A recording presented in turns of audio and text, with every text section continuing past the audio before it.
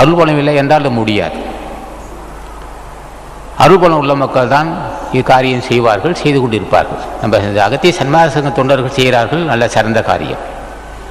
மற்ற இடத்தில் செய்ய முடியாது, அப்படி செய்தாலும் இங்கே பிரச்சனை இருக்கும்.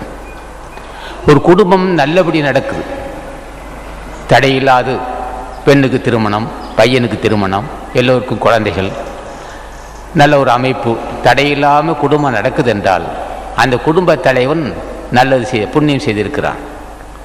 புண்ணியம் செய்த குடும்ப தலைவன் இருந்தால்தான் அங்கே நோய் நொடி இல்லாமல், பிரச்சனை இல்லாமல், வம்பு வழக்கு இல்லாமல் அந்த குடும்பம் நல்லபடி இருக்கும். பிறக்கும் குழந்தையும் அழகான குழந்தையாக இருக்கும், இல்லை என்றால் நோய்வாய்ப்பட்ட குழந்தையாக இருக்கும். ஆக குடும்ப தலைவன் புண்ணியவனாக இருக்க வேண்டும். அதுபோல் ஒரு சங்க தலைவன் தலைமை தாங்குகிறவன் புண்ணியவனாக இருக்க வேண்டும், அல்லது புண்ணியவானுடைய ஆசி பெற்றவனாக இருக்க வேண்டும். என்றால் காரியம் நடக்காது. ஆகவே புண்ணியவான்களை முறைப்படுத்தப்பட்ட 131 மகான்கள், ஞானிகள், சித்தர்கள் போடித்தப்பை அன்பர் மோர் செலபிரெட்டியார் அவர்களும் கோளறு பதிகத்தை திருஞான சம்பந்தன் என்றாலே இறையில் பணம் கிட்டுக்கிட்டு நடுங்குன்னா திருஞான சம்பந்தன் நாமத்தை சொன்னாலே அவர் இயற்றிய கோளறு பதிகத்தை நம்ம சுப்பிரமணிய செட்டியார் அவர்களும், வான்புகழ் வள்ளுவன் இயற்றிய திருக்குறளை அன்பர் கருணாகரன் அவர்களும் பாராயணம் செய்து படித்தார்கள். அவர்களை மனமாற வாழ்த்துக்கிறோம். ஆகவே இந்த நூல்களை ஏன் படிக்க வேண்டும் என்று படித்தது, வள்ளுவன் தீவினை அச்சம் கோளறு பதிகத்து விளக்கம் சொல்ல முடியாது, அது ஒரு பெரிய கடல், அது ஒவ்வொன்றும் கடல். ஆகவே அதற்கு விளக்கம் சொல்லாமல் இதற்கு மட்டும் சொல்ல, திருஞான சம்பந்தனுடைய திருவடியை வணங்கிதான் பேசுகிறேன். இப்பொழுது 131 மகான் திருவடி வணங்கி பேசுகிறேன்.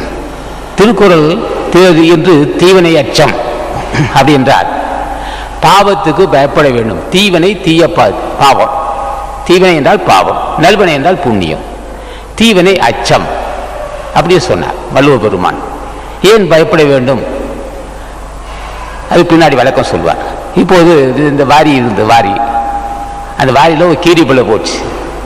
கீரிப்பிள்ளை போனால் நாய் பிடிச்சி தலை பிடிச்சி கவிச்சு அப்படி உதறிச்சு, 2 உதவி ஒன்றா கீரிப்பிள்ளை செத்து போச்சு. போட்டுட்டு அது பாட்டை போய்கிட்டே இருக்கு. வள்ளுவ பெருமான், நாயே இந்த மாதிரி கீரிப்பிள்ளை உனக்கு என்ன இடைஞ்சல் செஞ்சது, அதையே அப்படி கொண்டுட்டு போற அப்படின்னு சொல்லலை. வள்ளுவன் சொல்ல மாட்டான். பன்றி குட்டியை நாய் கவிடிச்சு தூக்கி எறிஞ்சிட்டு அது பாட்டு போய் சாக்கடிச்சுட்டு போகும், அது அதுக்கு வேலை. அதே மாதிரி மாடு ஒரு மாடு முட்டிக்கும், மாடு சில செத்து போகும். மாட்டை பார்த்து மாடை ஏன் அப்படி கொன்னேன்னு கேட்க மாட்டான்.